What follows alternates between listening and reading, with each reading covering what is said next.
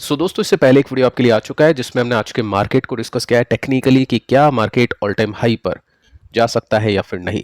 साथ में 3 कंपनीज है जिनके क्वार्टर 4 के रिजल्ट है, प्लस टेक्निकली भी कंपनीज के ऊपर बातचीत की है। अब दोस्तों हम डिस्कस करने वाले हैं एक स्टॉक को, साथ में एक ETF को, जिनमें आज अपर सर्किट लगा है। थोड़ा सा डिटेल में स्टडी करते हैं, बहुत कुछ यहाँ पे आपको सीखने को मिलेगा। तो स्टॉक पे आते हैं सबसे पहले, जिसका नाम है जेनटेक। यहाँ पे आप नोट कर सकते हैं 81 रुपीज ऊपर है, 5% का अपर सर्किट इसने दिखाया है। अब देखिए डिफेंस कंपनीज है और डिफेंस कंपनीज के स्टॉक्स का आपको पता ही है काफ़ी अच्छा परफॉर्म करे। डिफेंस का जो म्यूचुअल फंड है, डिफेंस का जो इंडेक्स है, वो भी काफ़ी अच्छा परफॉर्म कर रहा है। अब इसके पीछे का रीज़न आपको पता ही है। पहला तो इंडिया पाक के बीच में जो टेंशन बढ़ी थी, वो सेकेंड क्वार्टर 4 के रिजल्ट अच्छे आ रहे हैं। ऑलमोस्ट हर एक कंपनी के क्वार्टर 4 के रिजल्ट अच्छे गए हैं। कोचिन शिपयार्ड की भी एक्सपेक्टेशंस काफ़ी अच्छी थी, रिजल्ट से पहले काफ़ी चला था, रिजल्ट आए उसके बाद भी चला। तो यहाँ पे बाजार को ऐसा लग रहा है कि इसके भी रिजल्ट अच्छे आ सकते हैं। प्लस एक ड्रोन मेकिंग कंपनी है, ड्रोन बनाती है ये कंपनी, तो ठीक है, यहाँ पे एक्सपेक्टेशंस मार्केट की काफ़ी ज़्यादा होगी इस कंपनी से, और इस वजह से स्टॉक का प्राइस काफ़ी ऊपर जा रहा है। अब देखिए 17 तारीख को इसके रिजल्ट है, यानी परसों के दिन इसके रिजल्ट आने वाले हैं। अब टेक्निकली देखते हैं स्ट्रक्चर कैसा है। और ये जो भी कंपनीज होती हैं इस तरह की हाई ग्रोथ वाली कंपनीज या हाई बीटा कंपनीज होती हैं, इसमें स्टॉक चलते भी काफ़ी है और गिरते भी काफ़ी है। तो यहाँ पे आप नोट करोगे तो काफ़ी बड़ी तेजी कंपनी के स्टॉक ने दी थी। अब कुछ रिवर्सल्स हुए हैं, अगर इन पे ठप्पा लग जाता है क्वार्टर 4 का बिजनेस कमेंट्री का, तो ऐसे में क्या होता है, कंपनीज अच्छा परफॉर्म करती है। यहाँ पे टेक्निकली देखें तो आपको दिखेगा कि कंपनी का स्टॉक यहाँ से 1000 रुपीज से 1700 रुपीज पर आ चुका है, यानी काफ़ी अच्छी ग्रोथ इसने दी है। पहला ब्रेकआउट यहाँ पे हुआ, उसके बाद में सेकंड ब्रेकआउट आज के दिन यहाँ पे हो चुका है, यानी कल के दिन यहाँ पे हुआ था। अब ये सर्किट में है। अब सर्किट में अगर स्टॉक ओपन होता है तो उसको खरीद नहीं सकते हैं, लेकिन इसमें क्या था, या बाकी कंपनीज में भी क्या होता है कि नॉर्मली स्टॉक ओपन हो जाते हैं, उसके बाद में सर्किट लगते हैं, तो ओपनिंग पर इन्वेस्टर्स ले सकते हैं। अब ऐसा कुछ नहीं कि आपको इनको खरीदना है बेचना है, जस्ट मैं आपको सिखाने की कोशिश कर रहा हूँ कि कंपनी के स्टॉक्स किस तरह से परफॉर्म करते हैं रिजल्ट को देखते हुए, या फिर जो भी न्यूज़ इवेंट्स होते हैं उनके आधार पे। अब ये काफ़ी इंपॉर्टेंट इसका एक सपोर्ट था, जो कि रेसिस्टेंस यहाँ पे बना हुआ था, वो ब्रेक हो चुका है। अब देखिए यहाँ पे आपको दिखेगा कि वॉल्यूम्स अच्छे हैं, क्योंकि यहाँ पे सर्किट बाद में लगा था। अब सर्किट में अगर कोई स्टॉक लॉक हो जाता है तो उसमें वॉल्यूम्स अच्छे नहीं होते, ऑब्वियस उसमें ज़्यादा ट्रेड होगा नहीं, क्योंकि सर्किट में वो बंद है। तो यहाँ पे वॉल्यूम्स को नहीं देखना है ब्रेकआउट के लिए, क्योंकि यहाँ पे सर्किट में है स्टॉक। तो यहाँ पे आप नोट करोगे तो स्टॉक ने पहले तो अच्छी तेजी दिखाई, यहाँ पे थोड़ा सा साइडवेज चला और एक ब्रेकआउट इसमें यहाँ पे मिल चुका है। अगर हम इसको थोड़ा सा डिटेल में देखें, परसेंटेज एनालिसिस इसके ऊपर करें, तो बॉटम से स्टॉक अभी आज की डेट में 75% ऊपर जा चुका है। तो क्या 75% ऊपर जाने के बाद भी इसमें है दमखम? क्या गैप है क्या इसके अंदर, जो इन्वेस्टर्स इसको अभी भी इतना खरीद रहे हैं? देखो नंबर्स अगर अच्छे आ जाते हैं तो स्टॉक न्यू हाइज भी लगाता है, और अभी तो इसमें प्रीवियस हाइज आने में ही काफ़ी टाइम है। 56% इसको ऊपर जाना पड़ेगा यहाँ से, अगर इसको अपने प्रीवियस हाई को लगाना है तो एक ब्रेकआउट यहाँ पे देखने को मिला है। साथ में अच्छे वॉल्यूम्स तो नहीं बोलेंगे, लेकिन ठीक है, अपर सर्किट के साथ में स्टॉक चल रहा है। अपर सर्किट को भी एक वॉल्यूम की तरह देखना पड़ेगा, क्योंकि यहाँ पे बायर्स ज़्यादा है। तो 17 तारीख को दोस्तों पता चलेगा कि इसके नंबर्स कैसे आते हैं और नंबर्स के बाद में स्टॉक किस तरह से परफॉर्म करता है। और इसी के साथ में दोस्तों अगर आप देखोगे तो जो इंडेक्स है अपना, डिफेंस का इंडेक्स है। अब देखो यहाँ पे मोतीलाल ओसवाल है या कोई दूसरा ओसवाल है, उससे कोई फर्क नहीं पड़ता है। जस्ट मैं आपको डिफेंस इंडेक्स के बारे में सूचना दे रहा हूँ, ऐसा कुछ नहीं कि आपको खरीदना है बेचना है। क्योंकि फंड्स अगर आप देखोगे तो इस कैटेगरी में 3 तरह के फंड्स अवेलेबल है, जिसमें मोतीलाल ओसवाल आ जाता है, आदित्य बिरला आ जाता है और ग्रो निफ्टी इंडिया आ जाता है। अब ये जो फंड मैनेजर है, इसमें मोतीलाल ओसवाल की जो टीम है कुछ नहीं कर रही, आदित्य बिरला की टीम कुछ नहीं कर रही, ग्रो की टीम कुछ नहीं कर रही, क्योंकि इंडेक्स है। अब जो इंडेक्स है उसके हिसाब से चलेगा ये जो फंड है, तो ठीक है, वो सब चीज़ें आपको थोड़ा सा देख के चलना है कि बात किसके ऊपर हो रही है। अब देखो दोस्तों यहाँ पे आपको पता चलेगा कि इसने, इंडेक्स ने 1 महीने में 22% के रिटर्न्स दिए हैं। अब कल हमने डिफेंस इंडेक्स के ऊपर बातचीत की थी कि 3% के साथ में ऊपर था, तो मैंने आपको कहा था कि एनएवी भी 3% के साथ में चलेगी आज के दिन, उससे पहले 4% के साथ में चली थी। तो यहाँ पे आप देख सकते हैं 1 डे का जो गेन है 3% का है। तो इंडेक्स जैसे चलता है वैसे ही म्यूचुअल फंड भी परफॉर्म करेगा। अब देखिए इतने दिन से हम नोटिस कर रहे हैं, इसको चेकआउट कर रहे हैं, और इसमें हमको यहाँ पे लाल देखने को मिल रहा था नज़ारा, अब यहाँ पे ग्रीन हो चुका है। क्योंकि जब से ये फंड मार्केट में लॉन्च हुआ है तब से लेकर अभी तक रिटर्न्स बन चुके हैं ½ % के, यानी काफ़ी अच्छा स्विंग निकला, और अभी यहाँ पे ब्रेक इवन हो चुका है इसके रिटर्न्स। अब ये फंड जब से लॉन्च हुआ है तब से बात करें, इंडेक्स तो थोड़ा सा पहले ही लॉन्च हो गया था। तो डिपेंड करता है इन्वेस्टर्स के ऊपर कि वो कहाँ पे जाना चाहते हैं और अभी ट्रेंड कहाँ पे बन रहा है, क्योंकि जहाँ पे ट्रेंड बन रहा है, जहाँ पे नंबर्स अच्छे आ रहे हैं, पैसा वहीं पे बनेगा, तो फोकस ज़्यादा होता है वहाँ पे इन्वेस्टर्स का। अब जैसे दोस्तों एक ETF के ऊपर बात करते हैं जिसका नाम है मेरे asset NYSE FANG plus ETF। अब इसमें अगर आप देखोगे ना तो सर्किट है, सर्किट तो है। अब ये 5% का क्यों नहीं है, ये 1.5% का क्यों है, 2% का क्यों है?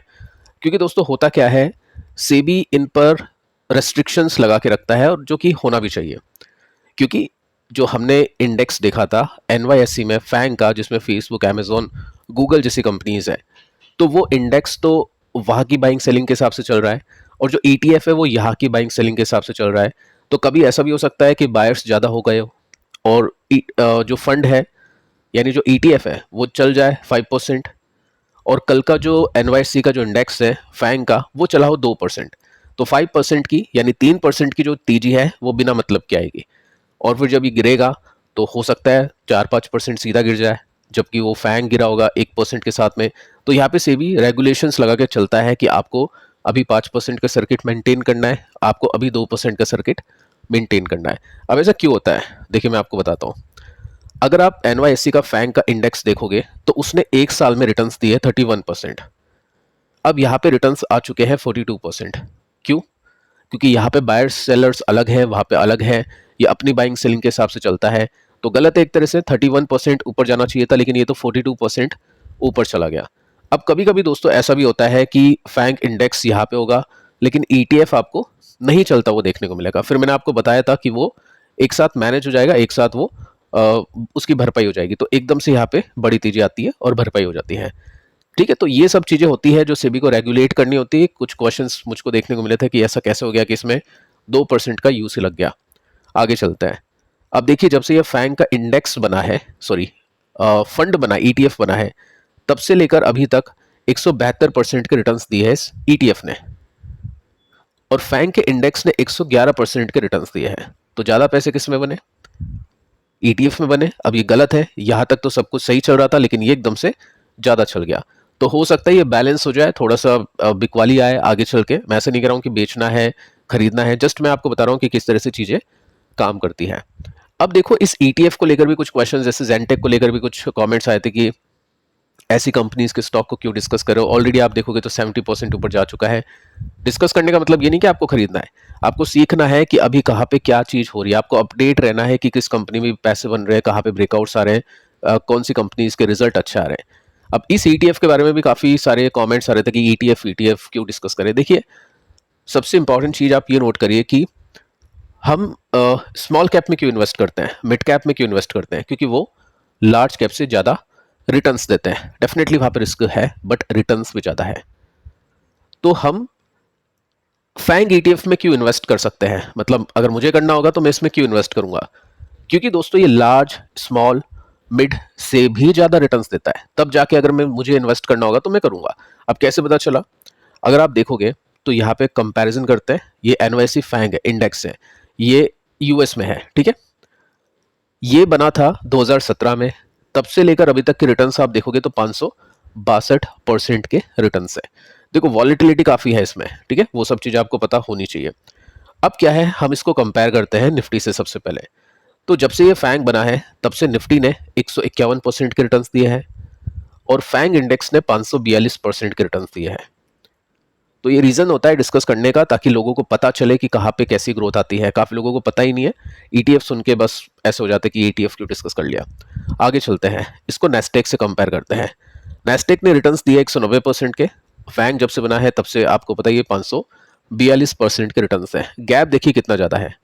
आगे चलते हैं, अब क्या करते हैं, इसको फंड से भी रिलेट करते हैं और कंपेयर करते हैं, क्योंकि हो सकता है म्यूचुअल फंड के इन्वेस्टर ये सोचे मैं इसको क्यों खरीदूं, मैं तो फंड को खरीदूंगा।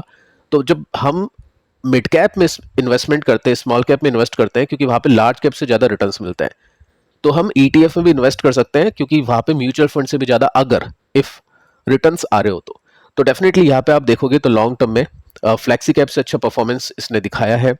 अगेन मैं कहना चाहूंगा यहाँ पे वॉलेटिलिटी काफी ज्यादा होगी। साथ में अगर मैं इसको मिड कैप से कंपेयर करूं, देखो मिड कैप इंडेक्स से भी बेटर परफॉर्म किया है मोतीलाल ओसवाल के मिड कैप म्यूचुअल फंड ने, तो मैं सबसे जो best mid cap mutual fund है परफॉर्मेंस के हिसाब से अगर मैं देखूँ, उससे कंपेयर भी कर दूँ तो भी आपको फैंग अच्छा करता हुआ देखने को मिलेगा। अब यहाँ पे कौन कौन सी कंपनीज आगे चल के देखते हैं, उसको भी थोड़ा सा और डिटेल में बताऊंगा, जो शायद आपको यूट्यूब पर ना मिले। आगे चल के स्मॉल कैप से देखते हैं, तो स्मॉल कैप से भी बेटर परफॉर्मेंस ने किया है। निफ्टी आईटी से भी देख लो, तो निफ्टी आईटी से भी अच्छा परफॉर्म किया है। अब कोई गारंटी नहीं है कि आगे भी अच्छा परफॉर्मेंस आएगा, लेकिन फिर भी चांसेस काफ़ी ज़्यादा है, क्योंकि यहाँ पे जो कंपनीज है वो दुनिया की टॉप 10 टेक कंपनीज है। एप्पल है जिसमें एक तो फोकस्ड पोर्टफोलियो हो गया, मेटा है, अमेजोन है, नेटफ्लिक्स है, माइक्रोसॉफ्ट है, एप्पल है, तो ये सब कंपनीज तो आपको पता होगी। सर्विस नाउ ये हो सकता है आपको नहीं पता हो, क्राउड स्ट्राइक हो सकता है आपको नहीं पता हो, ब्रॉडकॉम हो सकता है आपको नहीं पता हो, तो इनको भी देख लेते हैं। तो सर्विस नाउ का चार्ट देखें तो आपको पता चलेगा काफ़ी अच्छा चार्ट है, काफ़ी अच्छी ग्रोथ है। इसके बाद में हम क्राउड स्ट्राइक को देखें तो इसमें भी काफ़ी अच्छी ग्रोथ देखने को मिलती है। इसके बाद में हम ब्रॉडकॉम को देखें तो ये भी काफ़ी अच्छी ग्रोथ देता है। अब काफ़ी लोगों को नहीं पता है, तो ETF फैंग में इन्वेस्ट करने का ये फ़ायदा है कि हमको ना पता होते हुए भी ऐसी ग्रोथ कंपनीज मिल जाए। अब एक और अच्छा पॉइंट आपको बताऊंगा, इसके अंदर क्या है, 10 कंपनीज को मैनेज किया जाता है। अब 10 कंपनीज में से अगर इनको लगता है एक कंपनी अच्छा नहीं कर रही तो उसको बाहर कर देंगे, बची कितनी 9 कंपनीज, फिर उसमें एक कंपनी ऐड कर लेंगे। जैसे अब मुझे याद नहीं इन तीनों कंपनीज में से किसकी एंट्री हुई है, लेकिन मुझको इतना याद है कि कौन इसमें से निकला है। स्नोफ्लैक एक कंपनी थी इसी ETF के अंदर 10 के अंदर, लेकिन इसने अच्छा परफॉर्म नहीं दिखाया तो इसको बाहर का दरवाजा दिखा दिया, क्योंकि यहाँ पे आप चार्ट देखोगे तो चार्ट इसका अच्छा नहीं है, नेगेटिव है, 25% के माइनस के रिटर्न्स। तो ये रीजंस होते हैं कि हमको थोड़ा सा एक्सप्लोर करना होता है चीज़ों को। अगर इंडिया में इन्वेस्ट करना है बेटर है, बहुत अच्छी बात है, लेकिन थोड़ा सा एक्सपोजर अगर हम देके चले यूएस में तो वो बुरी बात नहीं है, क्योंकि टॉप 10 कंपनीज आ रही है जो टेक कंपनीज है, और इंडिया में ऐसी आईटी कंपनीज या ऐसी टेक कंपनीज आपको देखने को नहीं मिलेगी, तो वही जाके इन्वेस्ट हमको करना होगा। तो फिलहाल दोस्तों इस वीडियो में इतना ही, उम्मीद करता हूँ कि आपको समझ में आया होगा, आपको सीखने को मिला होगा। बाकी पिछले वीडियो को भी आप देख लेना। मिलते हैं अगले वीडियो में, तब तक के लिए बाय बाय।